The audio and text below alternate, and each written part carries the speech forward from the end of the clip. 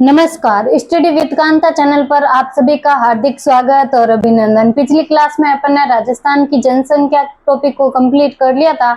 आज अपन रिवीजन की सीरीज में आज एक नए टॉपिक पर चर्चा करते हैं। राजस्थान की जलवायु इंपॉर्टेंट टॉपिक है, समझने वाला टॉपिक है, रटने की कोशिश मत करना। आप डायग्राम से समझिएगा, जल्दी याद होगा और कंफ्यूज भी नहीं होगे। तो अपन चर्चा करते हैं आज राजस्थान की जलवायु पे। नया टॉपिक है राजस्थान की जलवायु। सबसे पहले तो कि जलवायु किसको कहते हैं, तो किसी स्थान की लंबे समय की मौसम की दशाओं का योग। किसी स्थान की लंबे समय की मौसम की दशाओं का योग क्या कहलाता है? जलवायु। किसी स्थान की लंबे समय तक मौसम की दिशाओं का योग क्या कहलाता है? वहां की जलवायु।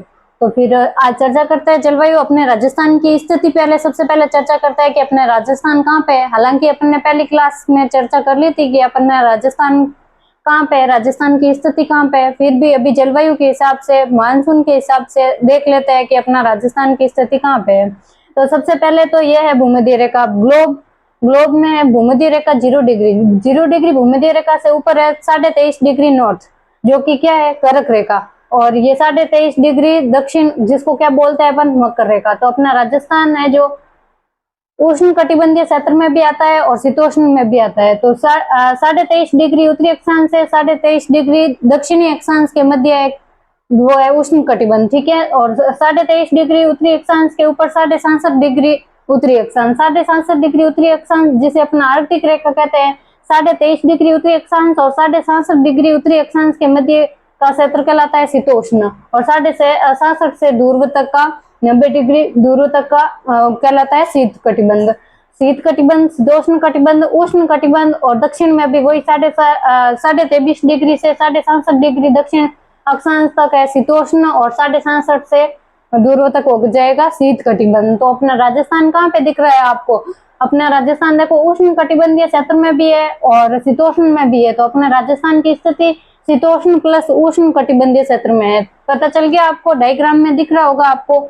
ये अपना राजस्थान है जो उष्ण कटिबंधीय में भी है और शीतोष्ण में भी है। तो अपने राजस्थान की जलवायु शीतोष्ण भी होगी और उष्ण कटिबंधीय भी होगी।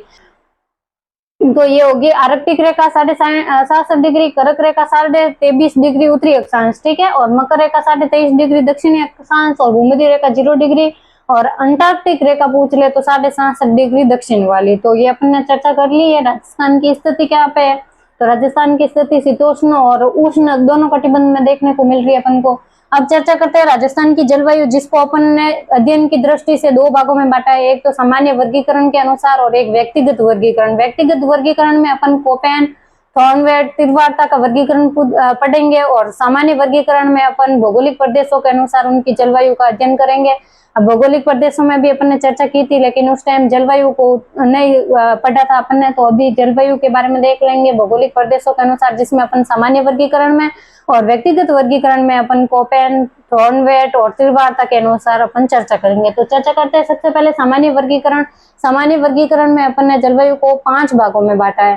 5 भागों में बांटा है, जिसमें क्या आधार माना है इसको 5 भागों में बांटने के लिए? वर्षा को आधार मानते हुए सामान्य वर्गीकरण में अपने राजस्थान की जलवायु को 5 भागों में बांटा है। 5 भागों में ये देखिए, सबसे पहले सामान्य वर्गीकरण, जिसमें सबसे पहले थार का मरुस्थल है। थार के मरुस्थल को भी अपने 2 भागों में बांटा है, शुष्क क्षेत्र और अर्ध शुष्क क्षेत्र, जो कि अपने भौगोलिक प्रदेश, भौतिक प्रदेशों में भी चर्चा की थी। शुष्क प्रदेश जहाँ शुष्क कटिबंधीय जलवायु पाई जाती है, शुष्क क्षेत्र जहाँ पे शुष्क कटिबंधीय जलवायु पाई जाती है, और अर्ध शुष्क क्षेत्र जहाँ अर्ध शुष्क कटिबंधीय क्षेत्र पाई जाती है। इसको कैसे बांटा है? तो वर्षा के आधार पर।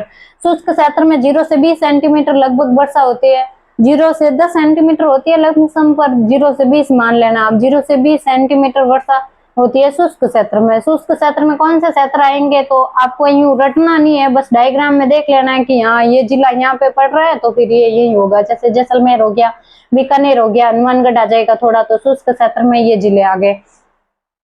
शुष्क क्षेत्र जहाँ 0 से 20 सेंटीमीटर वर्षा और शुष्क कटिबंधीय क्षेत्र है, ठीक है।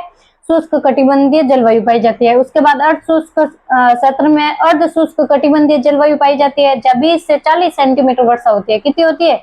20 से 40 सेंटीमीटर वर्षा और अर्ध शुष्क कटिबंधीय जलवायु। ये था अपने थार के मरुस्थल में।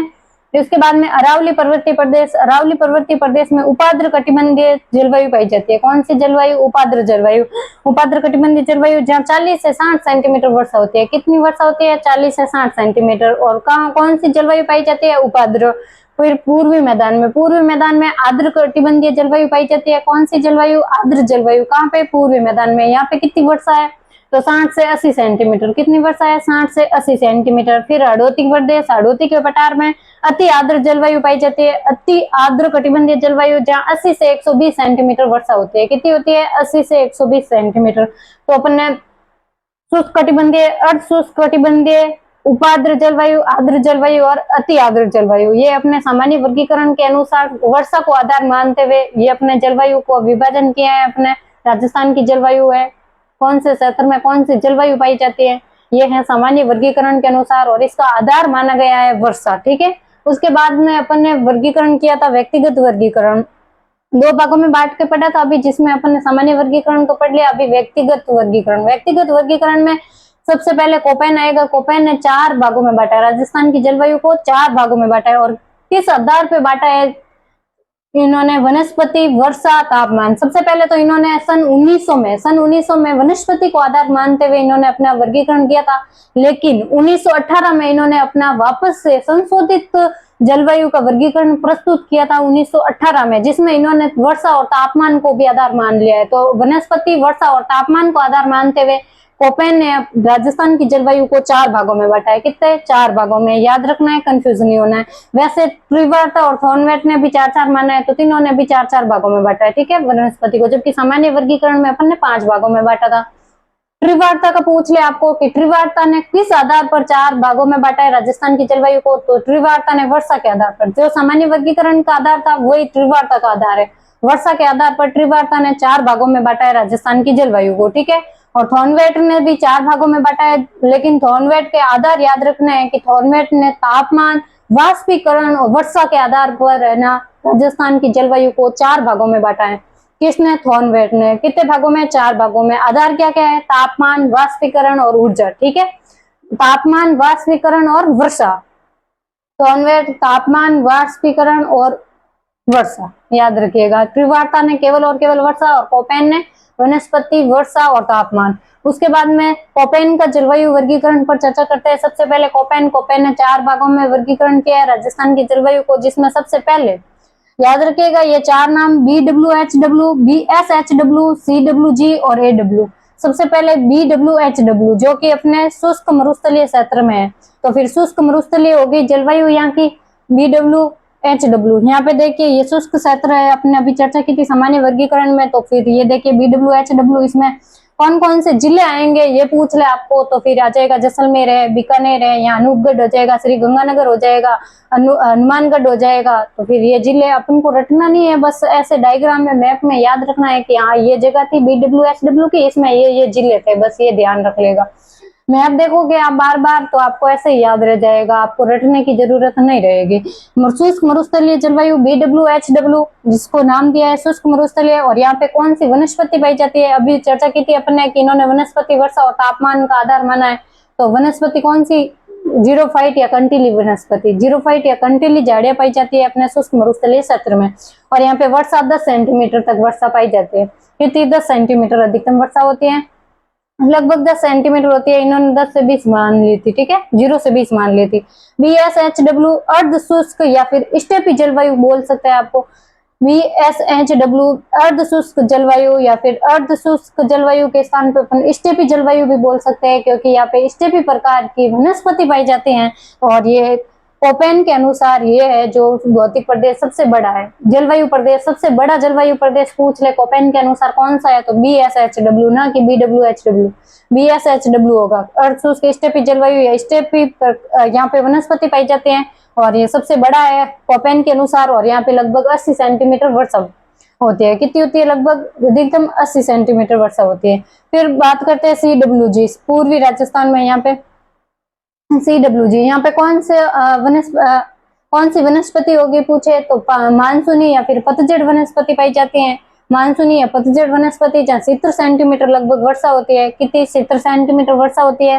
और इसके अलावा उपोष्ण आर्द्र जलवायु इसको नाम दिया है CWG, जिसको नाम क्या दिया है, उपोष्ण उपाद्र जलवायु, उपोष्ण उपाद्र जलवायु। और फिर AW, दक्षिण में AW जो कि अपने वागड़ वाले क्षेत्र में और हडोती के झालावाड़ में आ जाएगा और कोटा में आ जाएगा और बारा में आ जाएगा, लेकिन इसमें बूंदी शामिल नहीं होगा। ये याद रखना है आपको कि कोपेन के जलवायु वर्गीकरण में AW में बूंदी शामिल नहीं है, बूंदी CWG में आ जाएगा, ठीक है।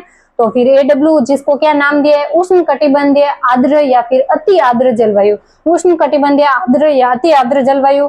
और यहाँ पे सवाना प्रकार की वनस्पति पाई जाती है, जबकि BSHW में स्टेपी प्रकार की और ये AW में सवाना प्रकार की। और यहाँ पे लगभग 100 सेंटीमीटर वर्षा होती है, 100 सेंटीमीटर वर्षा, सवाना वनस्पति और अति आर्द्र जलवायु। तो अपन ने कोपेन के अनुसार वनस्पति पूछे तो जीरोफाइट, जीरोफाइट के बाद में स्टेपी, स्टेपी के बाद में मानसून और मानसून के बाद में सवाना वनस्पति हो गई।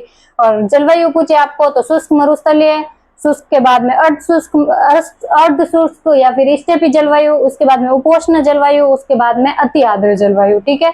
तो ये हो गया कोपेन का जलवायु वर्गीकरण। कोपेन के जलवायु वर्गीकरण के बाद में त्रिवार्ता के जलवायु वर्गीकरण पर चर्चा करते हैं। त्रिवार्ता के जलवायु वर्गीकरण में त्रिवार्ता ने सबसे पहले 1967 में अपना जलवायु वर्गीकरण प्रस्तुत किया था और राजस्थान की जलवायु को 4 भागों में बांटा था। किसने? त्रिवार्ता ने। कितने भागों में? 4 भागों में। कब बांटा था? 1967 में। और 4 भाग कौन कौन से हैं?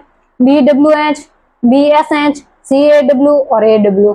याद रखिएगा, कंफ्यूज नहीं होना है, ये त्रिवार्ता का है और कोपेन का अलग था। कोपेन का या BWHW था, BSHW था, 3-3 है यहाँ पे और वहां पे 4-4 थे, ठीक है। और यहाँ पे CAW है और यहाँ पे CWG है। कोपेन में CWG है, जबकि अपने त्रिवार्ता में CAW, ठीक है। और AW तो सेम है। बाकी BWHW की जगह BWH है और BSHW की जगह BSH है और CWG के स्थान पर CAW है। तो फिर त्रिवार्ता का ये अंतर है, याद रखिएगा। सबसे पहले BWH जिसको नाम दिया इन्होंने मरुस्थलीय प्रदेश, वहां पे भी मरुस्थलीय प्रदेश ही था। मरुस्थलीय प्रदेश में कौन कौन से जिले आ जाते हैं, ये अभी अपन ने पिछली बार भी चर्चा कर ली है, सब में सेम ही है, आपको डायग्राम के अनुसार देख लेना है। जैसलमेर हो जाएगा, बीकानेर हो जाएगा, गंगानगर हो जाएगा, अनूपगढ़ हो जाएगा और हनुमानगढ़ भी हो जाएगा। और उसके बाद में BSH जिसको उन्होंने नाम क्या दिया था, स्टेपी या फिर अर्ध शुष्क जलवायु। अपन यहाँ पे अर्ध मरुस्थलीय नाम दे रहे, किसने दिया है? त्रिवार्ता ने, अर्ध मरुस्थलीय। जबकि BWH को मरुस्थलीय प्रदेश, BSH को अर्ध मरुस्थलीय प्रदेश और CAW जिसे उपाद्र या फिर मानसूनी जलवायु, उपाद्र मानसून जलवायु और AW जिसे उष्ण सवाना जलवायु नाम दिया है, ठीक है। CAW और AW। तो BWH, BSH, CAW और AW, कंफ्यूज नहीं होना है कोपेन और त्रिवार्ता में। कोपेन का तो CWG है और त्रिवार्ता का है CAW, ठीक है। तो अपन ने चर्चा कर ली है काफी त्रिवार्ता और कोपेन का जलवायु वर्गीकरण के बारे में। कल अपन चर्चा कर लेंगे थॉर्नवेट का और उसके बाद में मानसून, दक्षिण पश्चिम में मानसून और किस प्रकार बंगाल की खाड़ी, अरब सागर से और बंगाल की खाड़ी से मानसून आता है और किस प्रकार अपने अरावली बाधक के रूप में या फिर अरावली के समांतर गुजर जाता है मानसून, किस प्रकार ITCZ और किस प्रकार पश्चिमी विक्षोभ के द्वारा मावट, और सब पर चर्चा करेंगे अपन अगली क्लास में। अभी के लिए इतना ही। अगर आपको क्लास पसंद आई है तो लाइक करिएगा, कमेंट करिएगा और अपने दोस्तों के साथ शेयर कीजिएगा। और अगर क्लास में नए हैं तो चैनल को सब्सक्राइब कीजिएगा। और अगर आपको इस क्लास की PDF चाहिए तो आपको कमेंट बॉक्स में पिन किया हुआ है कमेंट बॉक्स, जिसमें लिंक दे रखी है टेलीग्राम चैनल की और डिस्क्रिप्शन में भी आपको लिंक मिल जाएगी। तो आप उस टेलीग्राम चैनल को ज्वाइन कर लीजिएगा। आपको वहां पे क्लास के टॉपिक कंप्लीट होते ही PDF मिल जाएगी, जिसमें खनिज और अपने राजस्थान के खनिज और जनसंख्या की PDF मैंने डाल दी है। तो फिर अभी अगली PDF इसकी भी कंप्लीट टॉपिक होते ही वहां पे मिल जाएगी। तो टेलीग्राम चैनल ज्वाइन कर लीजिएगा। तो अभी के लिए इतना ही, मिलते हैं अगली क्लास में, तब तक के लिए धन्यवाद। जय हिंद।